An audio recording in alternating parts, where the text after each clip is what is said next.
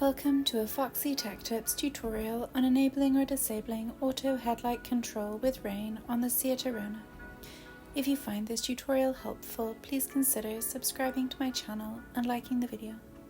With this setting switched on, your headlights will automatically switch on when it rains. Follow the steps to learn how to enable or disable this setting. Tap the car button to the right of the screen. Then tap Settings at the bottom of the car menu. Choose Light from the options. Then tap on Automatic Headlight Control with Rain. When there is a check in the checkbox, the setting is switched on, and when there is no check in the checkbox, the setting is turned off. And that draws an end to this tutorial.